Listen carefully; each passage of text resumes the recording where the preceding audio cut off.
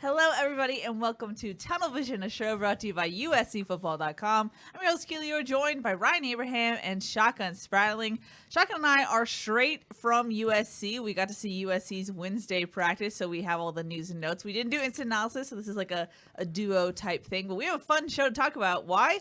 We've seen fall camp. We've seen 5 practices from the Trojans, so we'll get into that as Ryan put fall camp bonanza. Yes.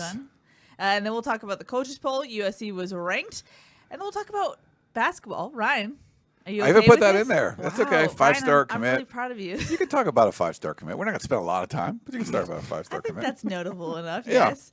As always, if you want to talk to us, call us at 512-4TUNNEL. Our intern, Micah, is standing by. We love hearing from you guys. You can also tweet at us, #TunnelVision. You don't have to put our handles at all. Just put #TunnelVision, and I'll be able to put it up on the screen.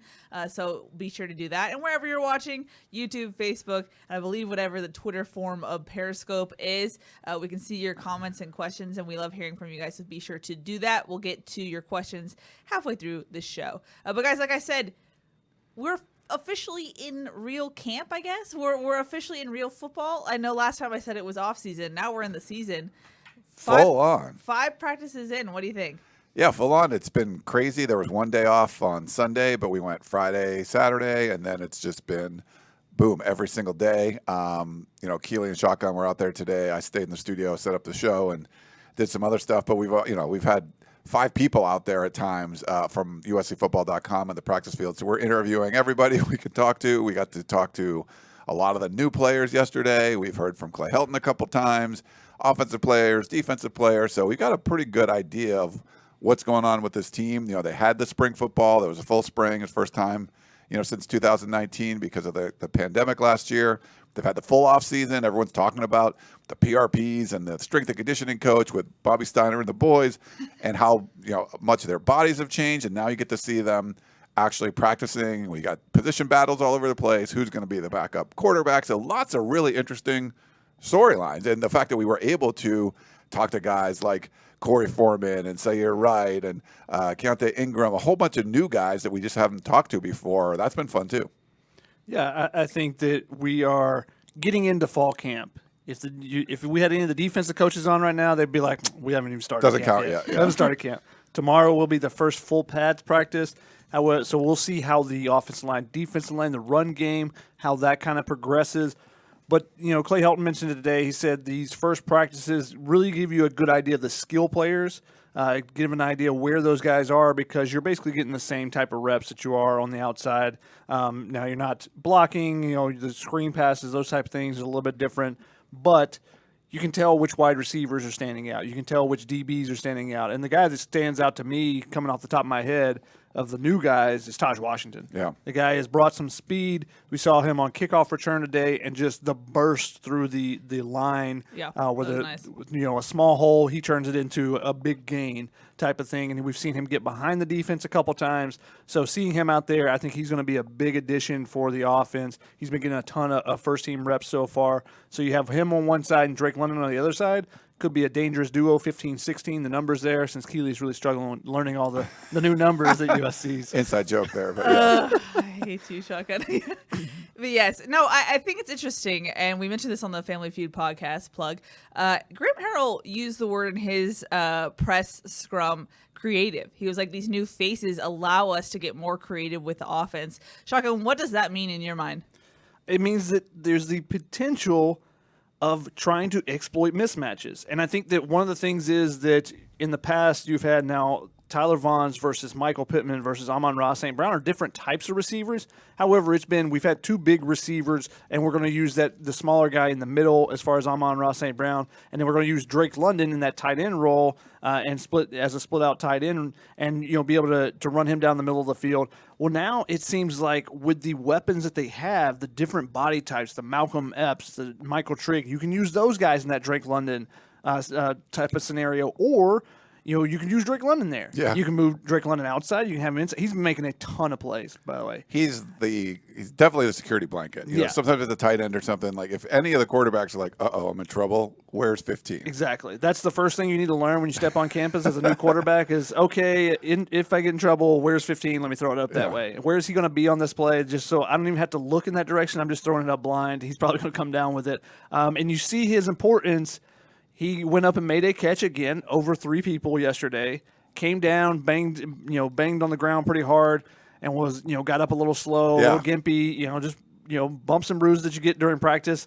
And immediately Clay Helton was by his side, like, hey. And I'm sure the conversation went something like, hey, Bubba, let's make sure we're not getting hurt in practice. We need you. You're too important to us. Yes. But to see how quickly Clay Helton was at his side, checking on him, tells you the importance of a guy like Drake London. But with him, he can move in and out.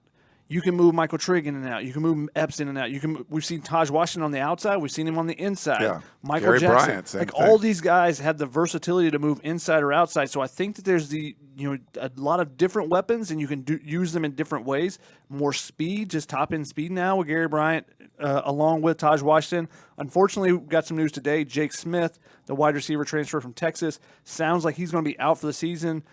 We didn't get confirmation from Clay, but Clay said you won't see him out here this year. So that I'm assuming that means that they were getting a second opinion on a potential surgery on his foot. It sounds like that he's going to have that surgery and it'll be season ending. Don't have confirmation yet, but that appears the way that's going to be going.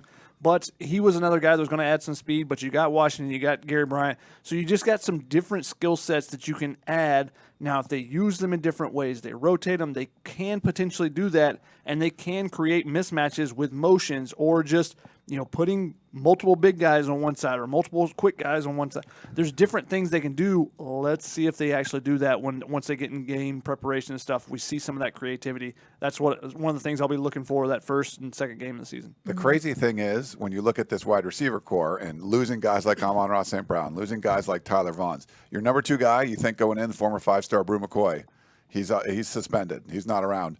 They haven't recruited the position anywhere near as well as they have in years past. There wasn't like 5-star guys coming every year. And you look at the receiver room, and it's crazy. Like a Joseph Manjack, a 3-star out of Texas, you're like, who's he? It's like a throw-in recruit. Everyone we talk to is like, hey, who's been impressing you? Joseph Manjack. Like his name comes up all the time. Michael Jackson, everyone talks about him. You get a transfer like Taj Washington, he's making a name for himself. Like Epps and Michael Trigg. Like these guys look like man-shot. I mean, they're just huge dudes out there. You're like, wait, what happened? Like, where did all these guys come from? And it's pretty crazy the way they've been able to put together that receiver room. So it's there's a lot of good options there, and of course you got your stud in Drake London. But I think the receiver core. I mean, a little worried about that coming into this, and I don't think you would be right now just watching these guys. I feel like there's a lot of options there for sure. We'll see the connectivity with the quarterbacks, how quickly they can get down that. And it seems like so far we haven't seen like, hey, receiver running this way, quarterback throwing that way very often. We've seen a couple of those. There's been a couple, yeah. But I think the benefit of those player run practices this summer, and the players, the quarterbacks we talked to have talked about that. Jackson Dart and Miller Moss, we talked to them this week, and they both said how much those player run practices help them building that rapport with new guys in particular, like Taj Washington and Malcolm Epps and those type of guys. Yeah, I definitely think you could see the difference from spring camp to now in fall camp early on. The connection that the quarterbacks are having with the wide receivers are so much different just because of that relaxed environment of the player run practices. That's something that both, like you said, Shotgun, Jackson Dart, and Miller Moss mentioned when we got to talk to them on Tuesday. It's fall camp. What day is it? Yeah. Yes. It's Quickly, let's go to the defense. I know, like you said, Shotgun, the defensive coaches probably don't count the first couple of practices that USC has had, but anything stand out to you in particular about what you're seeing about the defense? I mean, I don't know about you, Ryan, but one of the first things that caught my eye again today is Stanley Talafu getting some first-team reps at that nose tackle position. Yeah. He's not a guy that we've talked about. We've talked about those young guys needing to step up. he's a guy that's getting more and more reps. One of the things I've noted, and I saw it particularly today, was that, we're going to talk about Corey Foreman all season. I think he's going to have an impact. He's going to be a guy that's going to get some opportunities out there, and I think he'll make some plays. He has been at Vic Soto's hip almost like 95% of the time when he is not in a drill. Like, he's right there, and Vic has been, explaining things, going over him. Nick Figueroa has been a big part of that too, and I think Corey talked about that a little bit yesterday about how Nick Figueroa's kind of been a mentor to him as well. But they are on top of him at all times to try to, get him caught up because he did miss the spring, didn't get that opportunity to come in early. So they think he's going to be a big-time contributor, so they're putting a lot of effort into making sure that he's going to be a guy. And especially, we finally saw Drake Jackson today. He's been in health and safety protocols. He was able to return today. It'll be a few days before you can catch up as far as the padded practices and whatnot. He's got to go through the acclimation period. But seeing him back out there is definitely really big as well. Yeah, I think the middle of the defensive line, there were some issues there. We saw a lot of Jamar Sakona there. You'll probably see some Dijon Benton. And, you would love to see an Ishmael Softshirt, but you're just not seeing him really able to do much yet. It's interesting at the linebacker spot because, Salam Tuliaupupu is not, out there, and Jordan Iosefa is not doing anything at all, still recovering. But, guys like Raymond Scott, I think, are using this as an opportunity to make a name for themselves. Yep. And we're seeing Raylan Goforth play well, Kanai Malga. And then the secondary, I don't think you got to worry about. And, Shotgun was teasing Keely about not knowing some of the players' numbers and stuff. Because when you're in the summer, usually you're watching and you get to know everyone's face because no one's wearing jerseys. Then when you start practice again, you got to learn everyone's numbers. A lot of new numbers, a lot of number changes. Yeah. And I've never seen a secondary this deep. Usually there's like 4 or 5 guys that remember, like, wait, there's 14, there's 27, there's 20. Like, there's a whole bunch of dudes in the secondary. Like, man, there's a lot of guys that can play. One of the guys, 23, Josh Jackson, I got to talk to earlier in the week. He switched over from the offensive side of the ball. He was getting first-team reps. Isaac Taylor-Stewart missed a couple practices because of the birth of his first daughter. It was great, but he's in there with Chris Steele getting first-team reps. And 2, 3 down the second, third-team guys, you're like, the third-team guy, he could start. Like, there's a lot of guys. It's a very deep secondary. I wouldn't be as worried about that. The interior of the line and the linebacker, that's what you got to look at, where there's some bodies missing, but there's some guys I think stepping up and playing well. And speaking of the cornerbacks in particular, we've seen them rotate. We've seen Josh Jackson get those first team reps. We saw Isaac Taylor-Stewart, who's catching up with the acclimation period. He's in shells right now with them. It'll take him a couple days before he gets to full pads, but he's been in there getting first team reps. We've seen Sierra Wright getting some second team reps. So we've seen some rotation as far as who's getting those reps, and that's one of the things that I talked to Chris Steele earlier this week, and he said about Dante Williams is that your spot's never secure. You've got to go out and earn it every single day, and I think that's what you're seeing. You're seeing that. But you talk about the bodies that are with that defensive back group. You look at the safeties, so they're separated. You have a safeties coach and a cornerbacks coach, and you look at the safeties and you go, that could be the DB group. Right there. There's exactly. So many of them. It's true. Like, you're watching the drills like, wait, is that all of them? Nope, that's just the safety. Yeah, you see the cornerbacks are off on another part of the field, and you're like, oh, yeah, there's still another half over there. There is a ton of bodies there, so that competition is going to be, really tough. But the veteran guys right now are, especially at the safety positions, when you got Isaiah Paul-Mal, who's going to be there for sure. He's a veteran leader. He's, doing everything. We've seen him on the sideline, coaching up some of the younger guys as well. But Chase Williams, Greg Johnson, I think those 3 guys are going to be your starters. I mean, you go through drills, and every single drill, they know exactly what they're doing. Yeah. They're going through it. Now, can some of those young guys, can they work their way into a rotation? Can they just make so many plays that you have to get them out there? That's a possibility. Kalen Bullock is a guy, unfortunately, he's banged up a little bit right now. It looks like a hip pointer, but he's been getting some first-team reps. Greg Johnson missed a day of practice, so he was a little bit behind the acclimation. So Kalen Bullock got thrown in there at the nickelbacks. So you're going to see some of those young guys. They're going to get a couple of opportunities, especially on special teams. And if they continue to prove themselves over and over, that's going to be the big thing for them. I think they'll work their way into a rotation as well. A lot of talent in the DB group for sure. Yeah, it's Dante Williams. It's Craig Niver. They're recruiting. They're great recruiters, and I guess they're getting a few extra numbers. I mean, covering the Pete Carroll teams, the defensive backfield was never this deep. Like, he had good DBs, but after the first 3-4 guys, you didn't have, this is huge groups of guys for both the safeties and the corners. Ryan, you alluded to this, but Todd Orlando basically confirmed on Tuesday, I believe, that it is a 3-man race for that inside linebacker grouping. Raymond Scott is actually getting a chance to see if he can get a starting spot. I mean, what does he present as an inside linebacker? He looks bigger to me. I think he's been helped by the Bobby Steiner and the boys thing. Someone I think commented on Facebook that I was.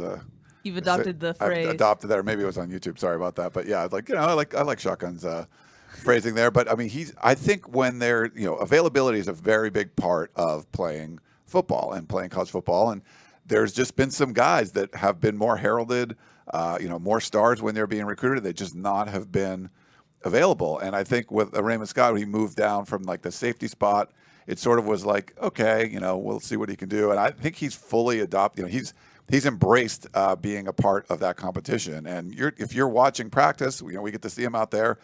They keep, switching, there's first team, there's second team.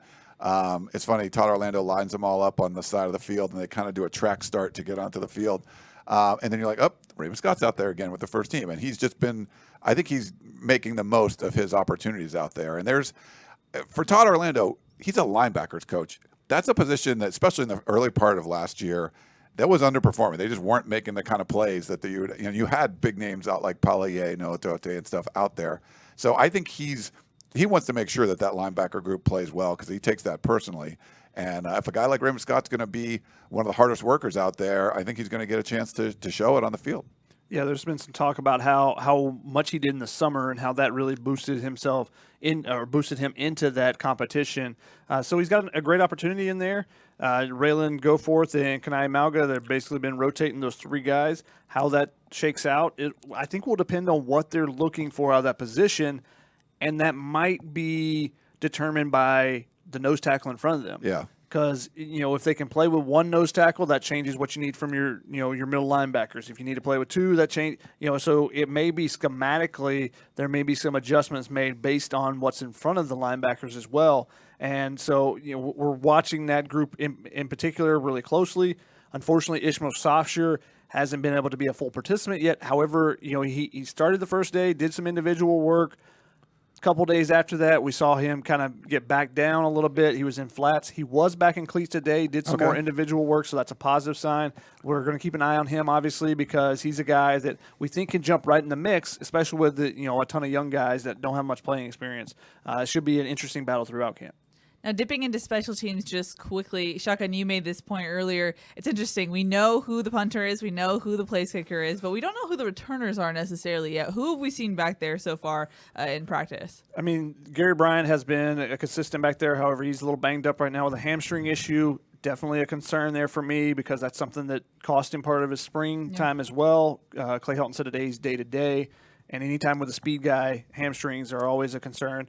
But he's been the most consistent guy as far as a returner. You've seen Taj Washington, Keontae Ingram, Katie Nixon. So it's interesting they've mixed and matched both just pure speed, guys like Taj Washington and Gary Bryant, as well as guys that can make the first guy miss. So I don't know if they're going to do a combination of those. If you want a running back that can potentially block in front of a speed guy, I'm not exactly sure, but we're still seeing 4 or 5 guys in the mix right now. So I don't think that battle is really finished or anything yet either. Yeah, we've seen some Michael Jackson. We've seen some Sierra Wright back there, and Michael Jackson's been he's been kind of an up guy for Taj Washington at times for some of the kickoff return stuff. So yeah, I mean, there's a lot of options there, but it's been kind of the Gary Bryant show when he's healthy. He's been the number one guy, it looks like. Mm-hmm. Alrighty, we actually have a couple callers on the line asking questions about fall camp, so I'm going to get to them. First one is our buddy Dave from Iowa. Hello, you are live on Tunnel Vision. Hi, Tunnel Vision. Thank you for taking my call. I just wanted to talk about Corey Foreman. After Monday's instant analysis, I kind of got worried after hearing that Corey Foreman got put on his butt a couple times, considering it's our offensive line and not, say, Notre Dame or Utah's. So my question is, how confident are you guys in Vic Sowoto, or the defensive line coach? My apologies. I didn't want to butcher his last name. But how confident are you in the defensive line coach of getting Corey Foreman ready for the offensive lines of Utah and Notre Dame, teams that pride themselves on the line of scrimmage? Love to hear your thoughts. Thanks, Dave. And you got his name right, Vic Soto. Yep. Very good. I know USC people were kind of getting it wrong when he first was hired in there, but I wouldn't be that concerned. If you look at Corey Foreman, he's not the biggest dude in the world, and he's just got to, he's wasn't a spring guy. He didn't get to go through a lot of that stuff. If your third day of practice in college and you weren't put on your butt by an offensive lineman, I'd be worried about the offensive line more than anything. And I think that's kind of what he's saying is that this isn't, the USC offensive line is known for that. But both times that he was not back like that were from pulling guards from the opposite side, which tells me he's trying to process everything. So he's looking, he's trying to read everything, doesn't see the blindside block coming. I think that's a feel thing that you get more and more as you get more comfortable. So I think that's what it is. I think it's going to take him a little bit of time to get used to the college speed, and that's one of the things that he did mention in his conversation. Yeah. Keely was in that interview, so she can elaborate a little bit afterwards. But I think it's just going to take him a little bit of time to get used to the speed of the game and get comfortable making fun of him for that. And he's going to be telling him you can't be letting that happen, and going to be riding on him to push him to get better. So I think that he's only going to progress from it. And I think the fact that, like I said today, just watching and every time I looked over at the defensive line, if Corey wasn't in the middle of a drill, he was right beside Vic Soto. He was basically on his hip, and Vic was often explaining things, seeing the hand movements and stuff. So I think that he's showing that he wants to get better. And that type of thing is a good motivator, I think, early. So I don't think it's ever bad for a really highly ranked freshman to get humbled a little bit early and then start to see a little bit of success. So we'll see if he starts having that. In the one-on-one drills, he's still, ripping by some of the offensive linemen and stuff. He doesn't look like a true freshman when it comes to those type of one-on-one drills. Yeah. But when you get in the full team setting and you're trying to read everything, the running back, the quarterback, is it a handoff? Is it a pass? Do I need to get in the passing line? All those type things, that's when – you don't see that offensive lineman coming from the other side and you get knocked backwards. Mm-hmm. He's also been working one-on-one after practice with Vic Soto, so getting that extra work in. But as you mentioned, Shotgun, in his first media presser as a Trojan, he basically, the main takeaway was, hey, I'm just still a freshman. I'm a fall enrollee trying to get the handle of the college ball speed of the game. And he mentioned this, and we heard this from a couple of the other freshmen as well, but he didn't play a senior season. He hasn't played football in basically a year and a half, and that's something that I think also applies to the backup quarterback race with Jackson Dart and Miller Moss. He was saying, and I didn't even prepare myself enough coming into spring of how much not having a senior season would impact me in spring camp. And if you remember, Jackson Dart had an electric senior season, so he kind of rode that momentum into USC spring camp. So I think it's one of those things that we have to kind of acknowledge that for these incoming freshmen, those who didn't have a senior season, they got to shake off the rust a little bit. They haven't played in a bit, and they're kind of getting used to not only playing football again, but college speed as well. 100%. I think that's something that's going to be, you just forget. They're like, okay, USC played 6 games or 5 games or whatever, and some of these other teams. But for the high school players who are in California, they didn't play at all. And a perfect example. Most of them did. Most of them. Some of them, like Rajon Davis and Sierra Wright, did get a couple of games in. So I think those guys, we've seen them actually a little bit ahead. And I think that's really just kind of shows you the separation for the guys who didn't get any time. Yeah, but like for Miller Moss, he transfers high schools, goes to Mater Dei trying to play, and he doesn't get to play. And Jackson Dart, like Keely mentioned, I mean, he had a gangbuster spring, Gatorade Player of the Year, all this stuff. And I thought he built on that momentum and was able to capitalize in the spring.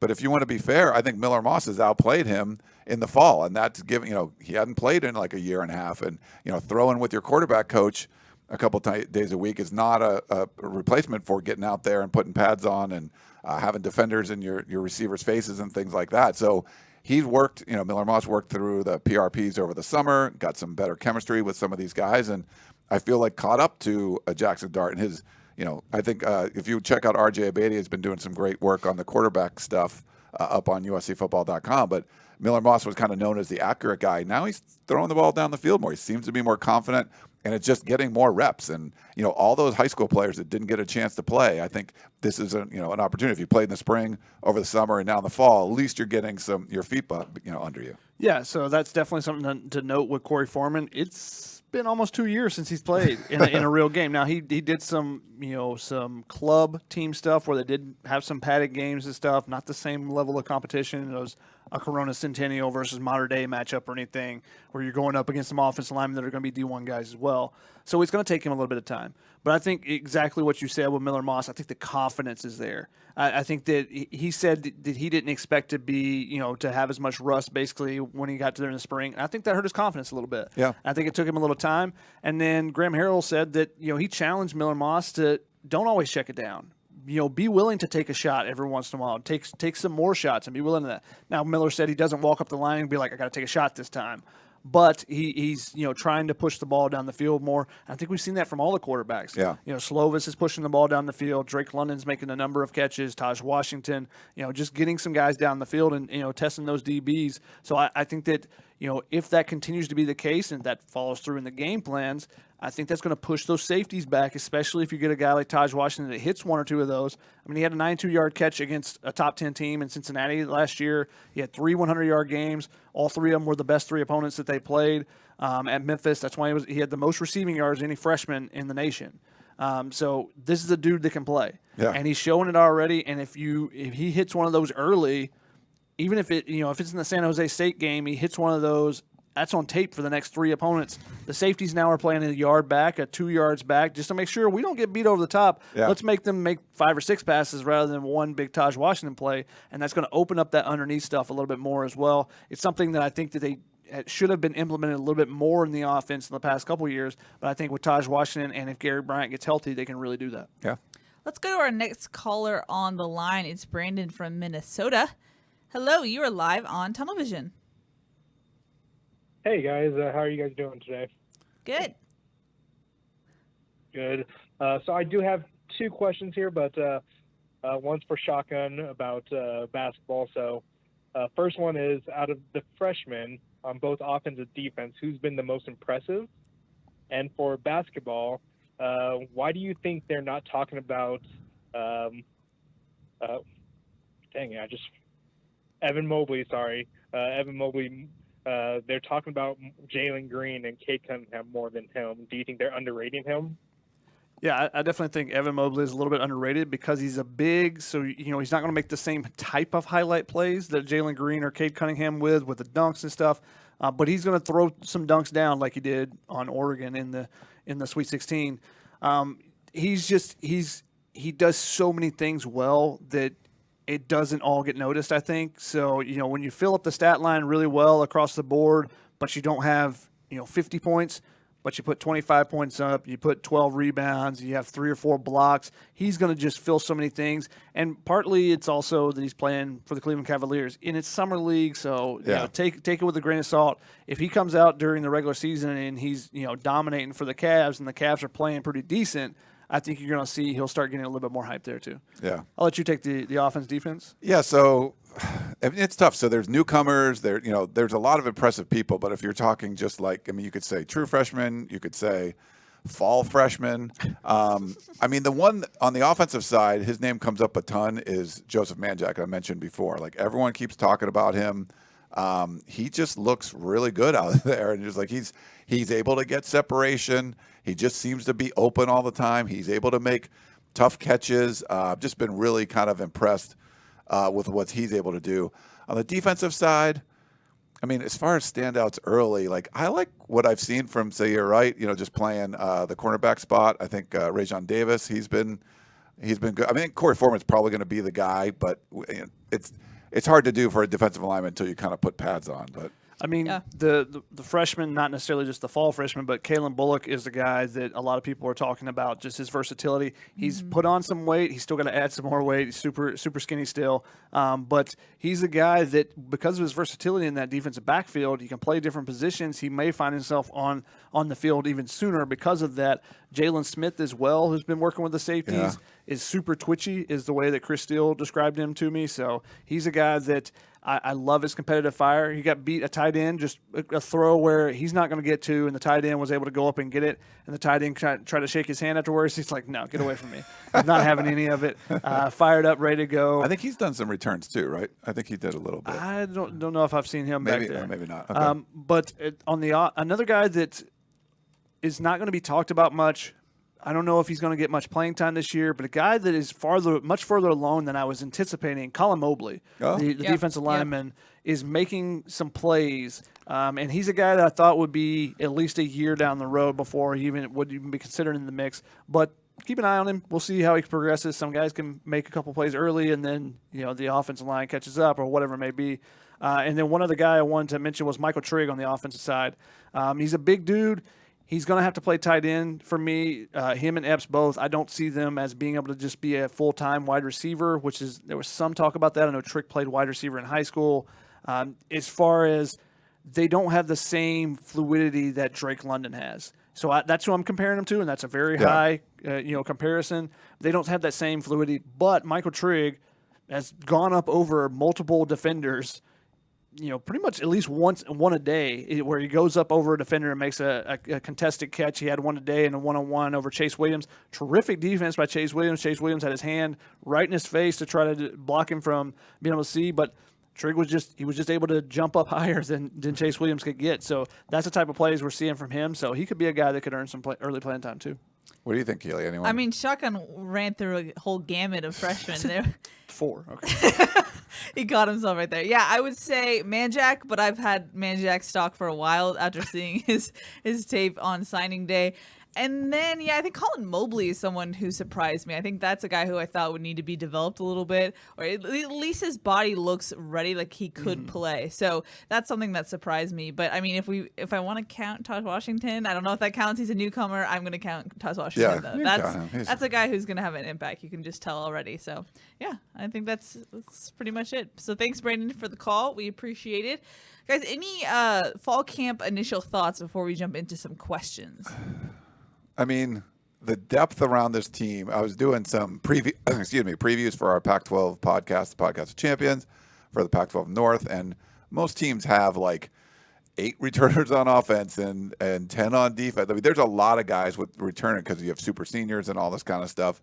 This is really a deep squad. There is a lot of bodies, a lot of highly ranked recruits that are on the field for USC, and there's some thinner spots like the defensive tackle. I think Clay Helton mentioned that in like the very first practice, but it just looks like a much deeper group. Now, there's some guys that you don't want to get hurt because, a Keaton Slovis or a Drake London. I mean, guys like that are just going to be so important to the overall, the squad, but a lot more depth than we've seen at a lot of positions. So there's a lot of opportunities there, even if there's a rash of injuries. As long as it's not, a couple in the same spot, USC should be okay. The thing that stood out maybe more than anything is, one, getting to see the players up close again, but seeing the families there yesterday. Yeah. Getting to see their kids out there playing is a special treat, because they haven't got to see them for a year and a half. Any of the guys, at USC at least, the high schoolers coming in, the parents were able to see, but no one's been able to see their son playing out there. So I think it was great for them to be able to come back and be able to enjoy practice yesterday as well. Mm-hmm. I know we were watching for the physicality. Of course, we haven't seen full pads yet, so how much can you really answer this? But I feel like it's been feistier than I would have imagined, just for the fact that we saw 3 fights when there were no pads out there. Right. How are you taking the physicality? Because I know that was a question that we had coming out of spring camp, where we saw a difference, but now it seems like at least is carrying over a little bit in fall. Yeah, Shotgun asked Clay Helton. I don't know if he quite understood the question, like in the first day, about mixing things up, like some of the things they would do, that Oklahoma type of drill in the beginning of practice. We haven't seen that yet. They've done some weird stuff. Yesterday they had like offensive players doing tackling drills, and they kind of mixed things up a little bit. But first day in full pads tomorrow. Do they start off with that drill? Do they start off with a bunch of people trying to tackle each other? Yeah. That would be curious for me to see, but it's hard to say. We just haven't seen, there's going to be limitations on how many. I think there's 8 or 9 full pads practices or whatever. I want to see a lot of physicality in those, and we'll start with tomorrow and see if that happens. Yeah, I don't know if we can say anything about the physicality necessarily. I do think the offensive line is probably a step forward from where it was, just as far as they're opening up some holes on the, for the run game. Now, wait till they get full pads on before we can tell, when defensive linemen are trying to cut through, and, because everyone's trying to stay up right now. We'll see if it's any different tomorrow and the days going forward. But more than physicality, I think what we've seen is competitiveness. And I think that's where that feistiness is coming out. Ty Buchanan, the freshman offensive lineman from Texas, 2 plays in a row today, got into not quite skirmishes, but had to be separated from some people.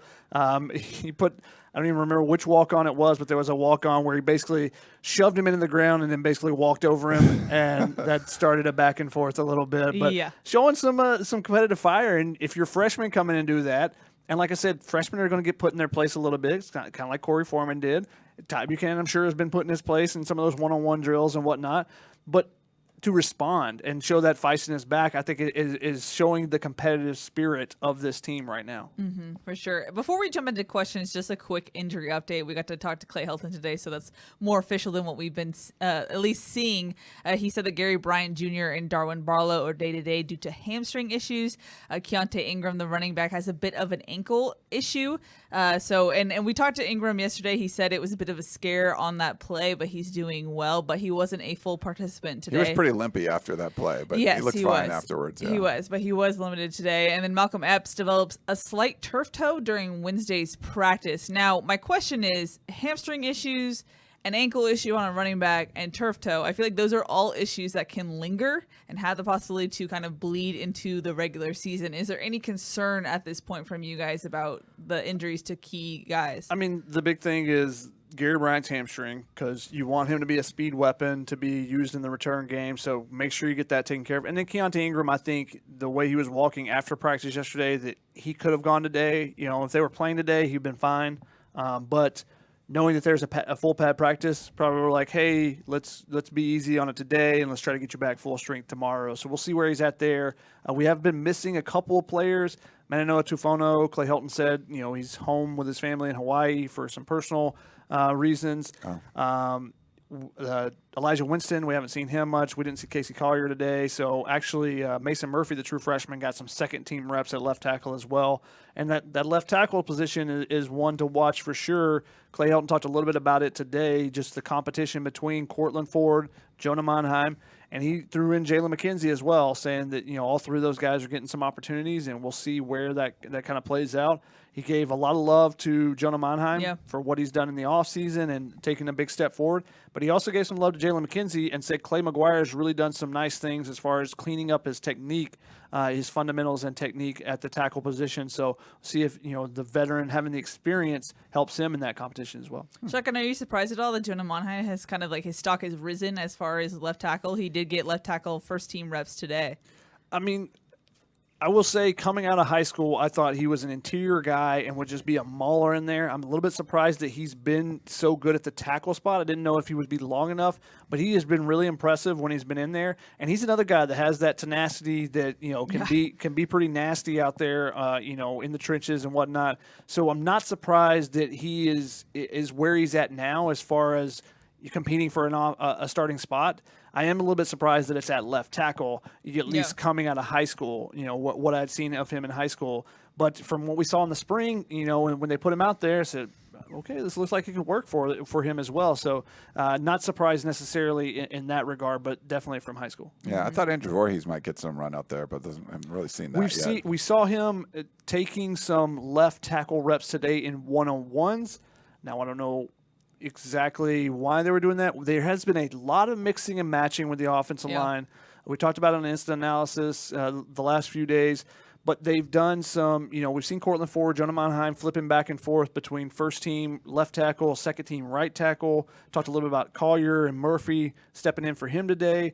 But we also saw the last couple of days, we've seen the first team left side matched up with the second team right side, and then vice versa with the next group of people. So you're seeing the mix and the match in there. So they're trying to find out, you know, Clay Helton talked about it today. We got to find the best 5, blah, blah, blah. But, you know, it's the same refrain that any coach is going to give you, any offensive line coach is going to give you. But it's interesting that they're looking not only at the individual, all right, who's the best 5 just individually, but who's the best pairings that work together, and then you got to put it together and who's the best 5 that work together really well. Because you feel like Brett Nealon is entrenched at the center position. He does a really good job with all the calls and everything, and they're trusting him to do that. Now, can they find the two couples on the outsides that will work best with Brett and Elon to give USC a strong offensive line? It's like a couple dance partners out there. They got to find who works best together. Because that's the thing. The guard and tackle, that's where you're most communication. The center is going to try to call out everything he can, call out every blitzer, but the guard and tackle have to communicate the most as far as the edge rushers. Who's going to, does the tackle jump out to get an edge rusher? If he does, then that means the guard has to slide over. And, there's a lot of communication between the guy beside you and the center, is talking to everyone. But particularly on the outside, that's who you're dancing with the most. So you need to know what move they're doing so that, you're not running into each other type of thing. And one thing I thought was interesting today, I asked Clay Helton, how are you going to determine the left tackle? What are you looking for? And the first thing he says is pass protection. Pass protection and keeping Keaton Slovis upright. Yeah. So those are, obviously that's important in the pass protection.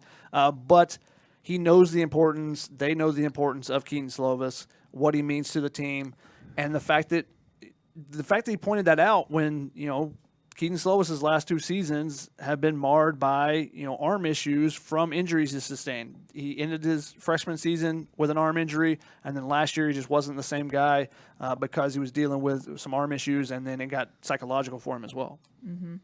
Well, speaking of Keaton Slovis, I believe we have a question about him on Facebook. Eric says, how does Keaton Slovis' arm look? Much. I mean, you're not out there watching him throw and go, that's kind of curious. Why is that ball wobbly? I mean, he seems a lot more confident. He's hucking the ball down the field. He's finding different receivers. He looks like 2019 Slovis to me. I don't know if you guys feel any different.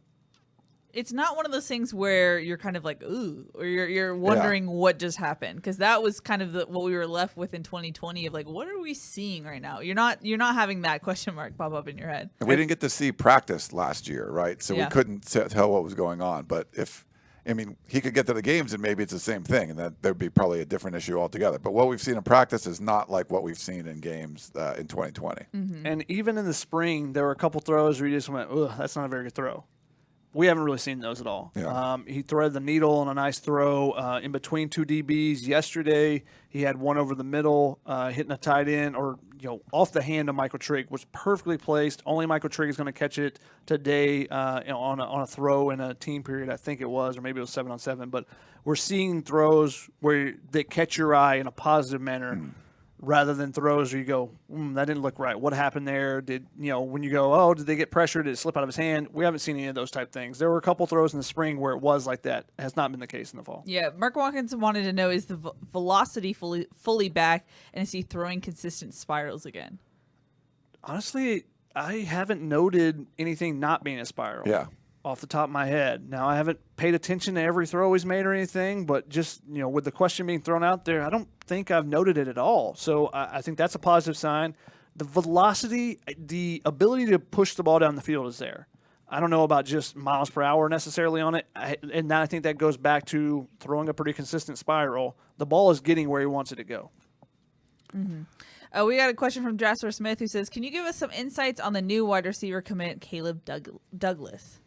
3-star commit from former Baylor, a Baylor decommit from Texas, another Texas kid. USC is recruiting much better in Texas than they are locally at certain positions, and wide receiver is one of them. They missed out on Mekhi Lemon, who just committed to Oklahoma 2023, elite talent.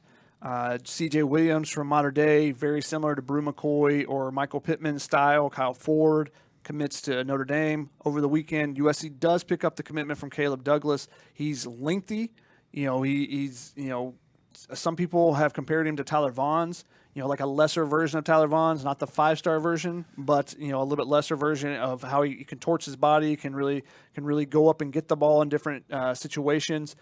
But, just a guy that the USC is recruiting much better in Texas right now. And they went and got a receiver there after losing a couple of potential options locally. Yeah. Mm-hmm.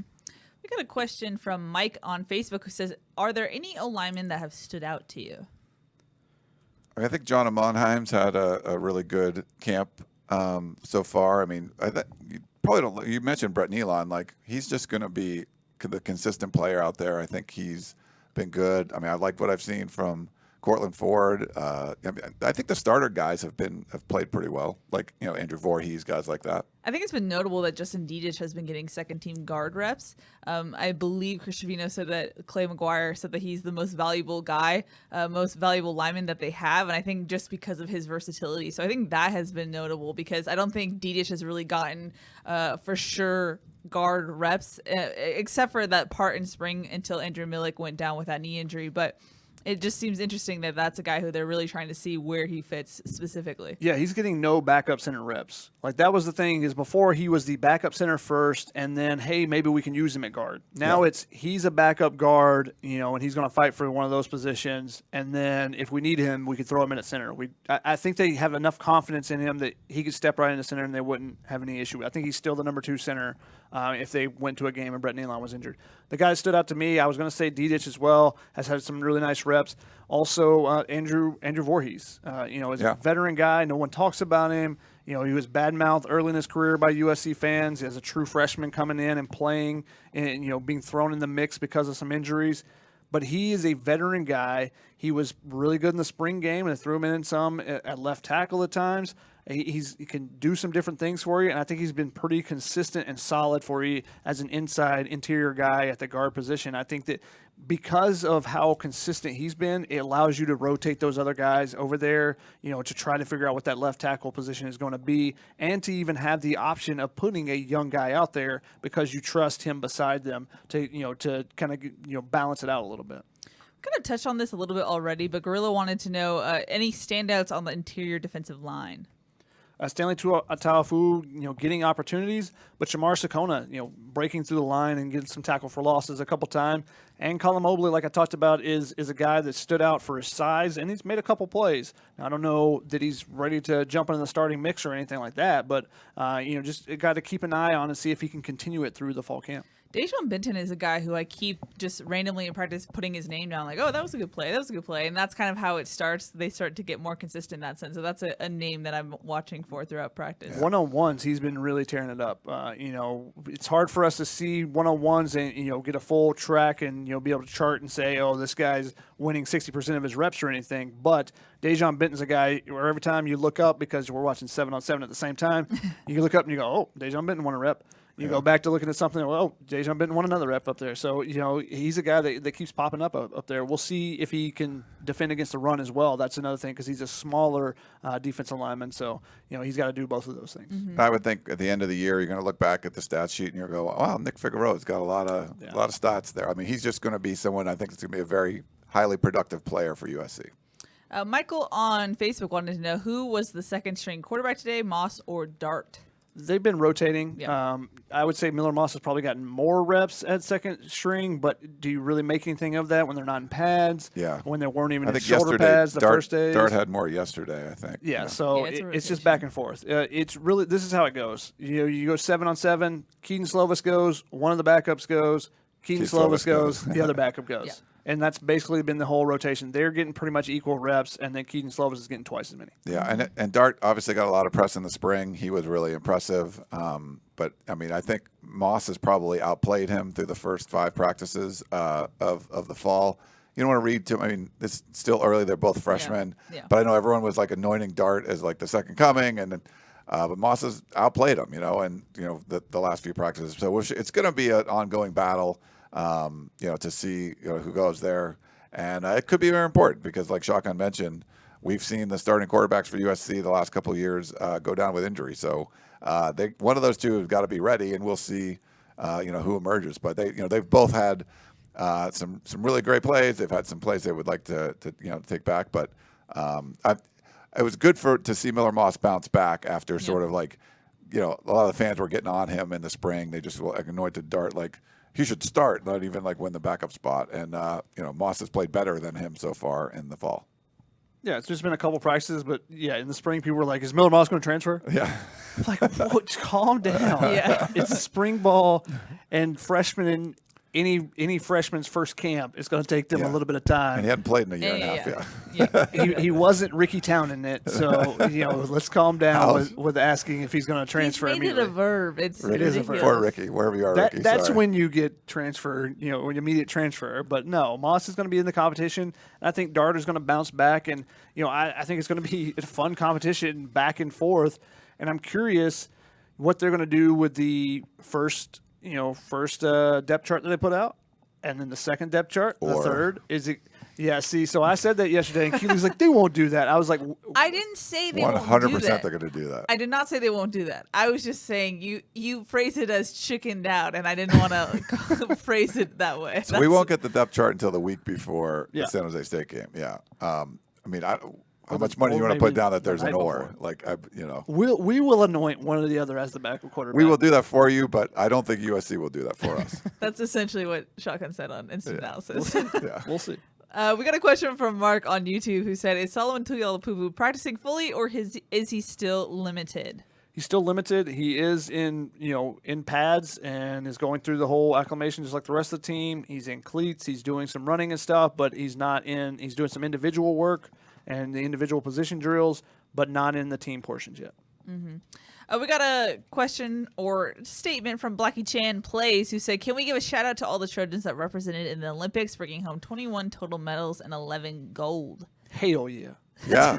It was sort of slow. Like, it took a while to get that first gold, and they, the streak, I guess, from 1912, but sort of even like the American medal count, it was, behind some of the other countries like China and Japan for a while. U.S. favorites won a lot of silvers instead of golds. Early on, like some of the track stuff, but then, like, especially when the team portion things were coming out, it was like water boom. polo, volleyball, beach volleyball. Like winning all of those things. So Yes. So, and a lot of Trojans, the women's water polo team had four Trojans on it. April Ross. There was just a lot of USC people out there winning medals. And for the United States, winning 128 medals or something, like all that team stuff at the end, they just seemed to dominate. Probably the craziest thing is that back-to-back nights, a former USC Trojan ran the 400 meters and set the broke the world record and came in second. Yeah. Both Rai Benjamin and I think Delilah Muhammad, both. But, tremendous races there. It was really fun to watch. I love watching the Olympics, especially when it's in the time zone that the Tokyo's in, so I can just stay up all night and watch all live events. Perfect for you. Yeah, perfect for me, except for actually producing content. Sorry, guys. But no, it was terrific watching all those. And someone else asked the question, "What was your favorite event to watch during the Olympics?" Yeah, Mark Watkins asked that. Oh, I didn't watch a ton. Ryan, he can't stay up late. It wasn't just that. I don't like the prepackaged hey, this happened last night stuff. That's why you gotta watch it live. I know. I started to do more of that.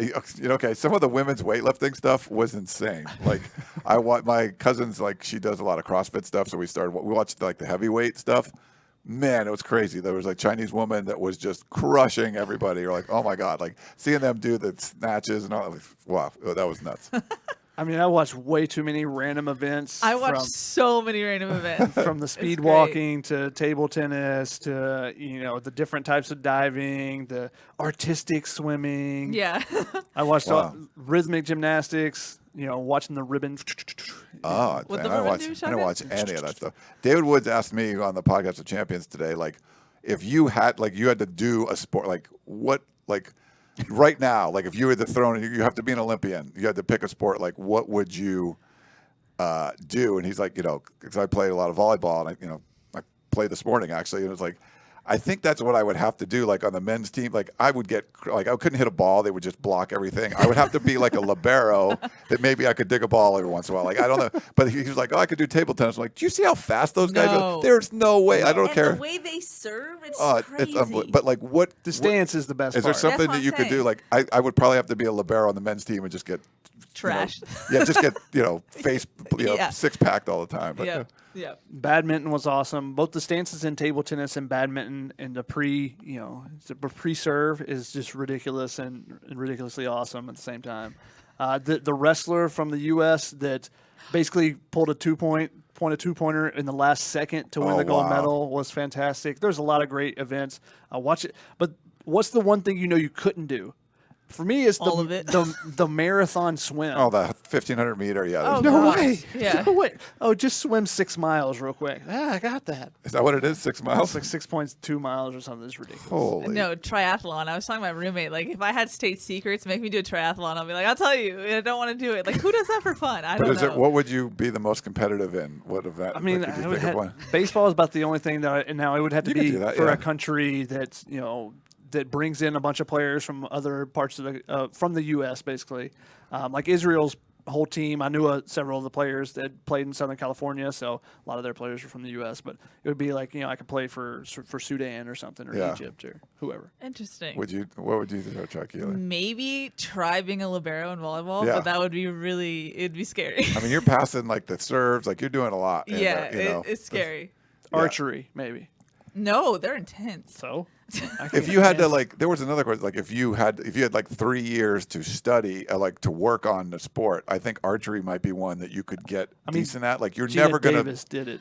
Almost made the Olympic team. Yeah, like you're never gonna like. I'm never gonna run like a 400. Like I'm not gonna swim. Like I'm never gonna grow enough to be like a basketball. Like, but like archery, if you tried it for 3 years, like you might get pretty good at Or it. I don't- skeet shooting. There was like a 58-year-old, so it's like you don't get too Oh, that would old. be one too, So yeah. I think you could do that one as well. Anyway, we should probably talk about Sorry. USC football again since it's the USC football show. Apologies.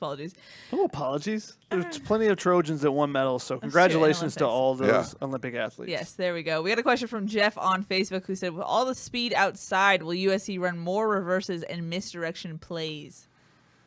Maybe. I mean, it's If they were running it right now in practice, we couldn't tell you. Yeah. right. So, but it's not necessarily like trick plays haven't really been Graham Harrell's thing so No. far. It's not like they've thrown like wide receiver passes and stuff. So I don't think they're going to immediately just throw some things in. The only time where they did some much more creative things than their normal offense was when they were just completely out of running backs and they were doing some different things with Amon Ross St. Brown, popping in the ball in motion and bringing them into the backfield. But it hasn't been really like a, hey, let's run, reverses and stuff. I think they'll try to use the speed in a different way that fits within the offense. They tried to pitch one to like Gary Bryant when they were like backed up in your own end zone. Remember that one? That was a kind of a weird one. My Alexa's going off. Yeah, we got to turn that thing off. Keely, you should remind me to turn that thing off. Okay, of course it's my fault. Yes. We got a question from Adler who said, outside of Keontae Ingram and Vi Malapai, which other running backs are standing out so far?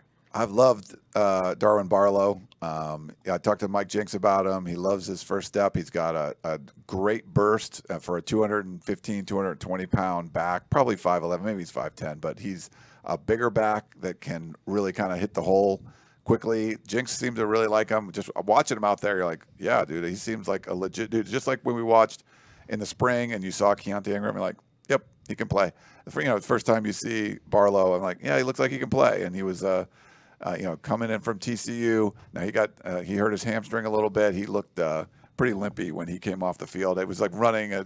He broke away on a run and then just had to pull up lame and get helped off the field. But he's someone that looked really impressive to me. I thought Keenan Christen's looked good. He's got a burst for sure. Like you see in some of that speed. I think he wants to get himself in the mix. Even like a Brandon Campbell. He's probably forgotten a lot of the guys, but the true freshman. Looks like he can play too. I mean, they got a bunch of backs that look like they can play, but Jinx wants to pick two, so it'll be interesting to see how that goes. Did you want to throw in Quincy Junty because you basically named all the scholarship? Running I did all backs, those, so. yeah. But that is the thing. We have seen, we've seen signs from everyone that all these guys can play. How are they going to use them? That's going to be the big question mark. I mean, we've seen Keenan Christen break through the first line of defense and just be gone. Yeah. No one's catching up to him. Are you going to use Darwin Barlow as your short yardage guy because he's short and stocky? Or, how exactly are you going to play it out? We'll see. They did a lot of mixing and matching in the past couple of years. And that's what Jinx says he wants to get away from. He wants to have, the two guys, and that would seem to be Keontae Ingram and Vi Malapai. But remember, running backs get hurt. Every single year, every running back gets hurt. Yes. At least, sprain an ankle, get an ankle twisted up, just like Keontae Ingram did yesterday. A defender came in, basically did a gator roll and rolled his ankle. It's going to happen. So if you're going to do 1A, 1B, then your third guy needs to be ready to go too. Yeah. Mm-hmm. Mike on Facebook wanted to know, with all the depth at defensive back, do you think that will help special teams? Definitely. Definitely. I think that linebackers and defensive backs are your best special teams players most of the time. Now you need that crazy guy that's a fullback or something, the some of a Nuku that's chasing down and running through any wedge or whatever. But as far as being able to chase down the field on a punt or a kickoff return and be able to break down in your stance and make a tackle, those are the positions you really want. Now on the other side, as far as returns, you want to have some tight ends and stuff that can do stuff, and they got a lot of tight ends this year too. Yeah. So I think the special teams, not only I know Ryan is really high on Sean Snyder and going to be able to improve the special teams, but I just think they have a lot more assets on the special teams this year as well. Potential players just because of the extended depth at some of the positions that they have. Yeah, that full DB room is going to help. You're going to see some gunners. You're going to see some guys that are just like, whoa, where'd that guy? So maybe someone that was like third or fourth string makes a big name for himself, making huge plays on special teams and finds their niche in the team there. Mm-hmm. Got a question on Facebook from Sergio who said, with all the negative talk about the offensive line, do they have the ability to turn it around and actually be a solid group? Yeah, I mean, they have the ability. There's enough starts among those guys. There's going to be some younger players mixed in. You have an offensive line coach that's going to actually be running the system that USC is running. Will they is the big question, but they're certainly capable of it. Yeah, I think with the experience you have in 4 of those 5 positions, you feel like this group should be able to take a step forward. Will they? And especially 4 experienced guys that didn't have that, didn't have a spring camp, didn't have a summer, didn't have a true fall camp last year to get better moving into 3 of those guys moving into new positions, from the previous starting lineup. So I think that they should be taking a step forward. Now, how big is that step? Can they run the ball when they want to run the ball and when everyone knows they need to run the ball? That's going to be one step. The other step is, can you protect Keaton Slovis? Those are the 2 main caveats of determining how much they've improved from the previous years. A Dog's Life in Portland wanted to know, do you think there might be any last-minute transfer portal additions before the season starts? I mean, you never know, but probably not at this point. Also because enrolling is tricky in that sense. Yeah, this sort of past that window. We thought there might be a left tackle portal guy, and that hasn't happened yet, but I guess that was a lofty goal, but yes. Yeah. That's like the most coveted gold in the treasure map or whatever of the transfer portal. But and USC, they put 2 first-round picks at left tackle the last 2 years. I think they're going to have to do what they have with what they have right now. So the transfer portal, there could be some guys for some reason that fall camp of another place decide I'm not getting the run I expected, or getting to a tiff with their coach and decide to enter the portal. So it's not out of the realm of possibility. But like Keely said, the enrolling and the fact now maybe somebody's on the quarter system, something like that, but the enrolling becomes much more of an issue once you get into fall camp. Mm-hmm. We got a question from hip hop lover John who said, anyone standing out at safety other than Isaiah Polamau? So, Chase Williams, I think, has played well back there. Unfortunately, Michael Trigg posterized him, I guess, today. So, but I thought he's been playing well. But just the whole secondary as a group. It's just been, if they run the second team out there, you're not like, oh wow, this is a mess. Like no, like there's 2-3 deep at all those positions. You're seeing guys play well. Yeah, Chase Williams was the guy I was going to say, but also Kalen Bullock, like I talked about a little bit earlier, just the versatility. And I think he's taken a big jump from the spring where he was playing cornerback at some point. He was playing nickel back. He was playing safety, so he's moving around a little bit. So I think he's got that versatility, but now he's been practicing at one spot, at that nickel back spot, and he's been taking a big step forward, getting some first-team reps before he had the hip injury yesterday. Ryan said, is USC a big enough brand to have their own TV network similar to Texas with the Longhorn Network and Notre Dame with NBC? And could we see that in the future? So what we've learned in the past month or so is the big brands are what's important in college football and not the conference affiliation. So Texas and Oklahoma leave the Big 12, and it's a sinking ship for sure. You got some great team. Iowa State, beat Oregon in the bowl game. Oklahoma State's been a top 10 team. Baylor. There's a lot of teams, TCU, they're not in big markets. They're not big draws. And they're not anything without the Oklahomas and the Texases of the world to sort of legitimize them. And I think for a team like USC, It's the only one in the Pac-12, the only brand in the Pac-12 that could stand on its own. And there's, I think Pete Thamel wrote about this with Yahoo, that, USC and Texas would have the ability to do some kind of independent thing. It would be interesting. I don't think it would be more of a cable network like a Longhorn network, but you could have your own affiliation with a CBS or an NBC or something, maybe partnering with a Notre Dame, even partnering with a UCLA and having your home games packaged. Even the streaming services, like, you talk to people that work in the streaming service industry, like they want huge hits. They want big. They don't want 15 games and some of them suck. They want to have the biggest games possible, and the only way to do that is if you had like a Notre Dame, USC, something like that, that do have big draws. So I think USC is capable of doing that, and Mike Bohn just kind of has to feel out what the Pac-12 is going to do, what's going to be best for USC. Texas and Oklahoma did what's best for those programs, and they left the conference like in shambles. USC would be a similar thing if they end up leaving the Pac-12. Mm-hmm. Oh, we're already at the top of the hour, so if you want any last-minute rapid-fire questions, get them in right now. Now. We have a question from Andrew who says, when they go into two-back sets, is it the split backs, both running backs, or are the split backs both running backs, or do they put a tight end back there too? Well, they call it a two-back set. It's a tight end, not a tight back. So that naturally says that it's two running backs.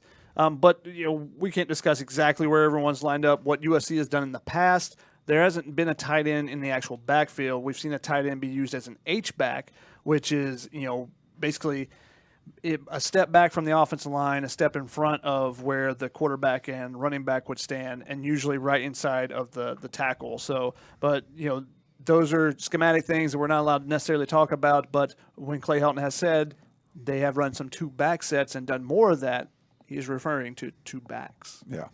You don't have to be a little sarcastic. Hey, but we're not allowed to talk like strategy and stuff either. Yeah. So. But semantics are important. Andrew also wanted to know if the San Jose State game was on Saturday, who would be the starting wide receivers? Interestingly, Kyle Ford has been running almost exclusively with the second team. Yeah. Now, I don't know. Kind of behind Drake London, like his spot. Yeah, so he may be playing that spot, and that's why. Drake London is obviously there. Taj Washington, I think, is definitely there. And then I think the third spot's kind of up in the air. Yeah. One guy we don't ever talk about, but has been producing and constantly, catching balls and one-on-ones is John Jackson III. Yes. He's been making a ton of plays, and I don't know where exactly they see him slotting, what position. I don't know if they think, again, and this goes back to the versatility they have with their weapons, Trigg, or Epps in that, big tight end slot, slotted out. There could be some different things they could do. So are they going to use three true wide receivers? Are you going to use one of those big guys as a wide receiver? There's some different things that they could do. But I think that Washington and London so far are the only two guys that have really kind of locked in spots so far. Now, that could definitely change over the process. I'm talking about Washington. London's his spot's locked in. Yeah, before Gary Bryant got hurt, I think he might have been close to that too, but we'll see. And again, I think it comes down to what do you want? Do you want two speed guys? Do you want two big guys? Do you want, there could be mix and match. There might be some rotation and stuff too. Hopefully there's some rotation. They got enough weapons that they should be rotating. If Joseph Manjak's on the bench the whole game, there's something wrong. They got to either get a lead and let him go out, because he's going to make some plays. The thing is, cornerbacks don't come off the field. If you have good cornerbacks, they don't ever come off the field. If Chris Steele and Isaac Taylor-Stewart, if they win the spots, they're probably not coming off the field. Elijah Griffin last year, Iman Marshall, Adoree Jackson, those guys don't come off the field. But if you're a wide receiver and you can put somebody, you put Kyle Ford out there and he runs a 40-yard sprint, and you take him out, he gets a chance to catch his breath. The cornerback doesn't. I don't see why you wouldn't rotate and force and push the boundaries with that as much as you can and try to tire them out. That's the whole thing with the air raid and the speed that Chip Kelly had, was partially we're going to tire out the defense. So rotating is part of that. We got a question on Facebook from DeMario who says, haven't heard too much about Liam Jimmons. He's just been pretty consistent. I haven't really noticed him positive or negative right now. Not really like mauling over people necessarily and not getting beat a bunch. There goes that, that's the guy who got beat. So usually that's a pretty good sign for a guard, especially when they haven't had the full pads on. The full pads, now you get a guard and you pull out and you get outside and you hit somebody, then you notice it a little bit more. Out, but usually when you don't notice the guards or the center much, that's usually probably a good thing. I think he's getting the first team reps at right guard, I believe. Yep. Right? Yeah. So. Yep. We got a question from Coley that says USC is selling alcohol for the first time since 2004. He said Keely was 5 years old. That's false. I was not. What is the preferred spirit, beverage, and food combo on opening game day? Ryan, he wants to know from you. Food and beverage. So, like, Yes. if you're what they used to do at the Coliseum, I mean, there was mostly beer, and you could get some wine sometimes, but they actually have pretty good food choices there now. There's food truck options and stuff. I would say, Cole, if you end up at the Coliseum, go run by one of the food trucks, see what the best ones out there. Even the lobster roll one's really good. I'd go with the food truck, unless you're in like one of the sweet things, and they have some cool restaurants and stuff inside in the new tower. And then it's probably just going to be, beer everywhere. I don't think they're, if they have some cool choices, they'll have some IPAs or something, try those out. But they're probably going to be like $15 beers. The Rams games are pretty, you go when the Coliseum at the Rams game stuff, they would have, it's like a $20 Miller Lite. Like, oh, great, So I'm curious to see what the prices and stuff are going to be like and what choices they have. But I go with the food trucks first and start off there. Shotgun thoughts? It's the food. It's all the there. Ryan. It's They have Ryan. Randy's Donuts too, so go get a Randy's Donut sometime. J-ish48 actually brought up a topic that we said we were going to talk about, but haven't yet. We also have to get something else too. He says, "What do you guys think of the preseason coaches poll? USC was ranked number 14." Yeah, Oregon only being 12, like that's not the Pac-12 is not well represented. The coaches poll means, the polls suck anyway. They're just kind of stupid, and the coaches poll is like super stupid because it's a bunch of SIDs doing it. It's not the coaches doing it. Some coaches do it. Yeah, some, Couple. but I would say, yeah, like it's. The Pac-12 with the COVID stuff, with like Stanford got some votes because they went 4-2 last year, but they were not a 4-2 team. It's just weird. So I wouldn't put a whole lot of stock into that one. But that's where USC usually you get them ranked. It's like, oh, it's USC. They got a lot of talent. They got to be in the teens somewhere. Put them there. Seems about right. Yeah. You can lose 3 games and still be in the top 15 at the end of the season. So I'm not saying USC will, but that seems about a fair ranking for them. Yeah, they got like 9-3. They'll probably end up around there. Yeah, 14-17, somewhere in that area. We got a question from Josh on Facebook who says, "Any more news on Arizona State? Chris Hawkins is on leave. What else have you heard? Not that the NCAA has said that they will speed up cases." Yeah, so now they have 3 assistant coaches on leave. Prentice Gill, 2 people that were at USC, Chris Hawkins, young, energetic coaches that didn't have a whole lot of experience. They're getting a real run at being an assistant coach. They were great recruiters. I just have a hard time picturing that those guys were the mastermind of bringing a bunch of dudes in on COVID. I think they were acting on behalf of Antonio Pierce and everyone above him. To me, this is just going to be, these are the first couple dominoes. There's another shoe or 2 or 3 that will drop. And, to think that you're going to get away with some junior assistant coaches being suspended with pay, it's not floating with me. The only question is when is this going to happen? And like you said, they sped things up. I believe it's because you have eligibility of incoming freshmen that's still up in the air. They're trying to figure that out. But the fact that there's this dossier of a lot of evidence, I don't know. The question is going to be, will Herm Edwards be the head coach after the month of September? Has enough stuff happened, and then if it keeps going, it's just going to. I think it's going to blow up the entire program. Maybe up to Ray Anderson, maybe up to Michael Crow, the president. It could go to the very top. So this is just something you got to pay attention to, and it's a shame if you're a Sun Devils fan because they should have been good this year, and I would have picked them to do really well in the Pac-12 South, but. This is a huge distraction. No matter what Herm Edwards says, they're fine. There's nothing going on. I just think this is a big distraction, and the fact that you have a third of your coaching staff is now suspended, and I don't think it's stopping there. It's not like this is the end. Looks like it's just the beginning. I don't know. I think it's going to be a big problem for ASU. Wait, what's the big deal? It's just an NCAA review. That's what Herm Edwards told me. It's just a review. Just checking things out and marking some boxes. That's all right. Yeah. That's not an investigation. That's why a third of your coaching staff is now not coaching. We're talking about a review. Yeah. Not an investigation. A review. No, it's not looking good for ASU, and it's interesting how teams that aren't traditionally good, that get good really quick, or expect high expectations. Suddenly, there's some NCAA traction behind it. Yeah, this is one of those things. That's how it works in college football. And other coaches were not appreciating. People were calling ASU out because this was like, hey man, this is a global pandemic, and you're bringing it. And then, oh, by the way, you missed 3 games in a row. No one's done that in the Pac-12. Is there a correlation there? So It sucks. I would have loved to see Jaden Daniels and the wide receiver core. I would have loved to see Herm Edwards in this season, what they could have put together with this younger coaching staff and the energy and the recruiting. But I think this just blows it all up.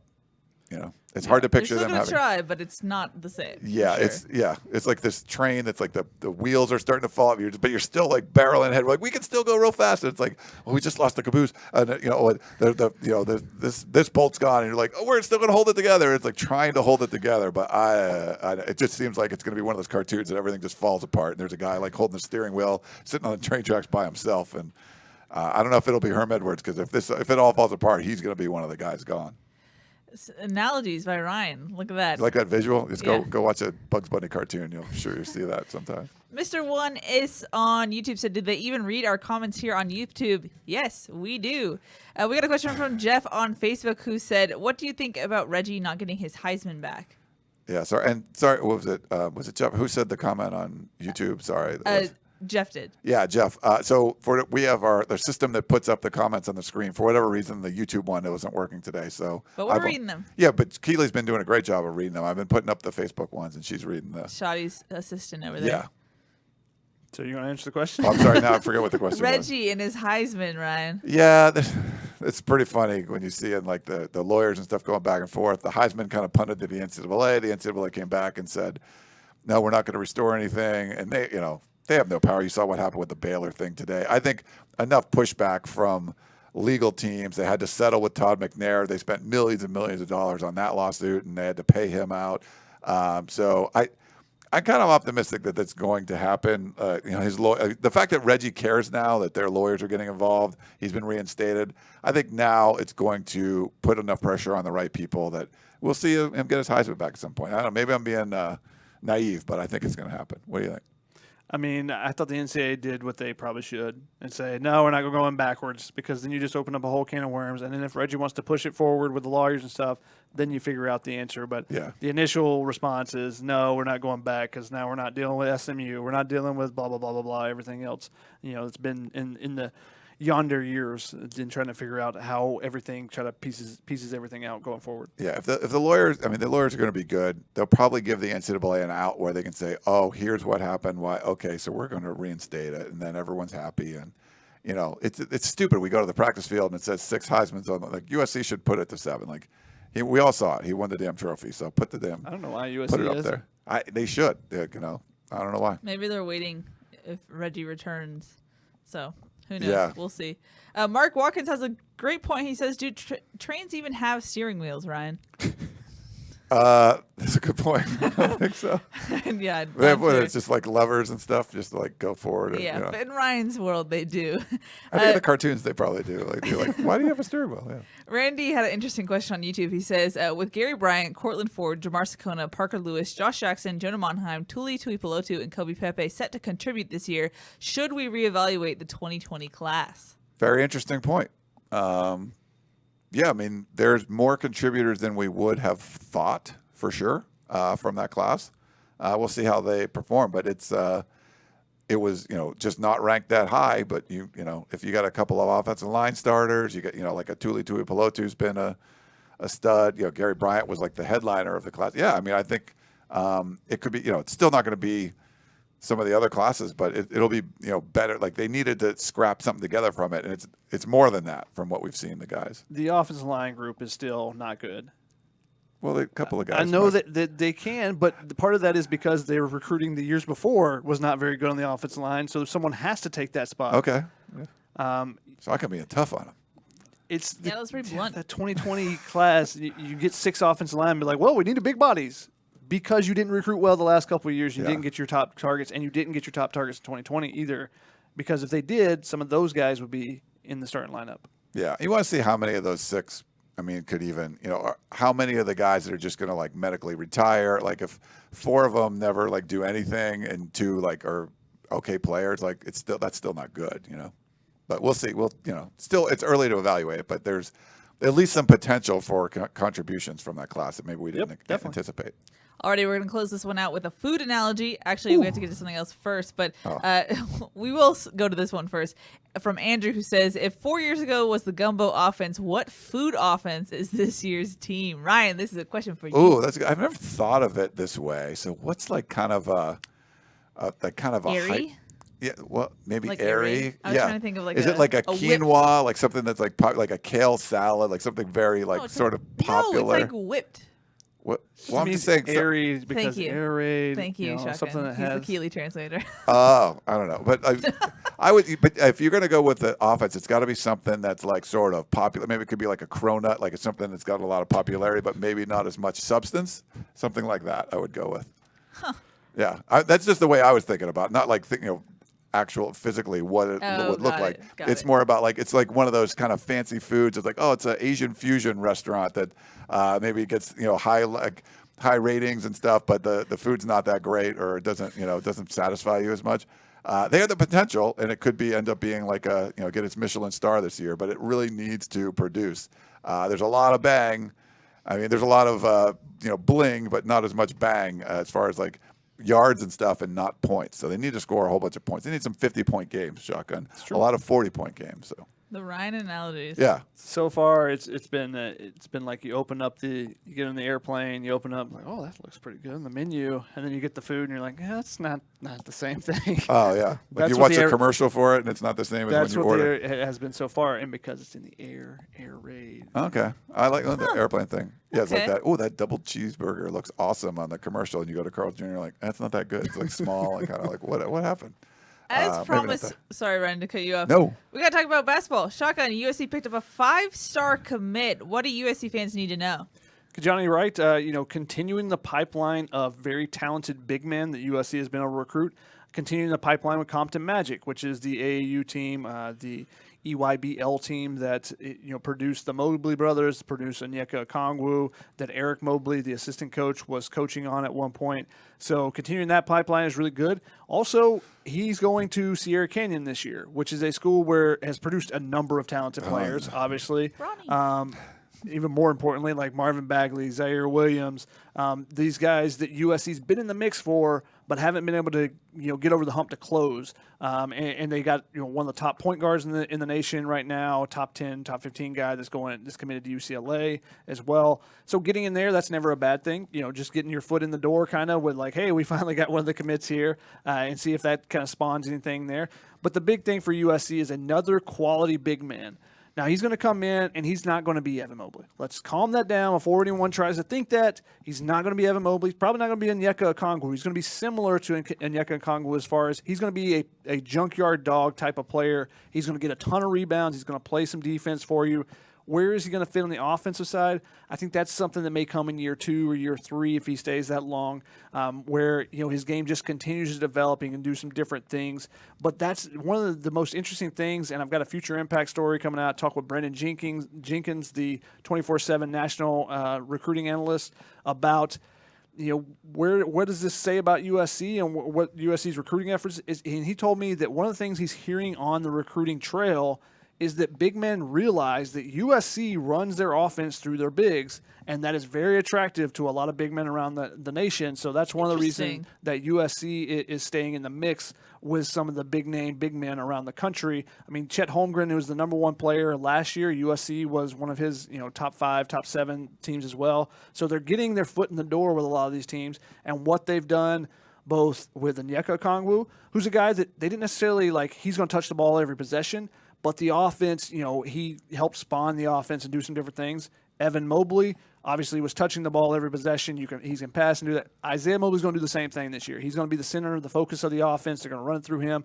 And they got some other guards around him, adding Boogie Ellis and some other pieces. The freshmen they're bringing in that are really talented as well. So it could be a really fun team to watch. It won't be the same as having Evan Mobley because of what he does in the defensive end, how well he can pass and do all the other things. But I think it's going to be a really intriguing team as well. And then when they add Kijani Wright next year, after they probably lose Isaiah Mobley to the draft next year, I think he steps in and becomes another big body player for them that can defend and rebound. And if you get some offense from him, because he's got a nice looking shot as well, nice looking jumper, great form, shoots free throws really well. Still going to take a little bit of time to develop at the college level, but I think he's a guy that's only going to continue to progress because, he had a long time off during COVID. And during his announcement today that he did on Instagram Live, he mentioned that one of his family members, I think, had COVID, so that made his break even longer. He couldn't participate in some of the things that were happening this summer initially. So, but a big pickup for USC, first one in the 2022 class. And anytime you get a guy that's a 5-star that I think is listed ranked number 8 right now for in 24/7 Sports rankings. That's a big time pickup. Yeah, the top power forward, right? Top power forward in the nation right now, and he's a guy that is more than likely going to college. He's not a guy that's probably going to go to the overtime elite or any of those, the G League or any of those. I think he's a guy that ends up at college, so big pickup for USC. Alrighty, gentlemen, any final thoughts before we wrap up this show? Good stuff. Make sure you check out all the content that's going up at USCFootball.com. We talk every single freshman that the newcomer that talked yesterday. We have videos up, full videos of all of it. Sierra Wright, make sure you check that one out. He's so good on camera. Obviously, he's an actor, and maybe the funniest thing he said to me, I asked him if the guys were teasing him because he comes in, he's in a big movie. All this, his teammates watch Space Jam 2, and he's like, oh, he's in it, and they just gave him crap about being a bad basketball player, and he said, we filmed that 2 years ago. I got a lot better since then. So apparently he's worked on his hoops game because he was in that movie. But great kid. He's going to be someone that you're going to watch at USC for years to come. Since Ryan's promoting one of his stories, I'll promote one of mine. I wrote about Taj Washington yesterday, so got a chance to talk to him. I think he's going to be a key element for this offense this season, and talked about the different things he brings. And what I found was interesting is he said, yeah, I bring speed. Everyone kind of sees that. He said, but I also bring a veteran mentality. Now, he's a third-year freshman, so he has some experience. He played as a freshman in 4 games and was able to redshirt his true freshman year. And then last year, the COVID year, like I said, he was, led the nation in receiving yards for a freshman. So I think he's going to be a big-time contributor. So check out what he had to say about what he thinks he brings, and calling USC a wide receiver's paradise. Ooh, there you go. We'll check out all the videos we have down there. I'm just trying to be trendy and say click right there. We have all of our videos that we talked to the newcomers up and ready for you guys to watch. So thanks so much for watching. Be sure to like and subscribe and do the full outro here. Yeah. That's Ryan. That's Shotgun. I'm Keely. We'll see y'all next time.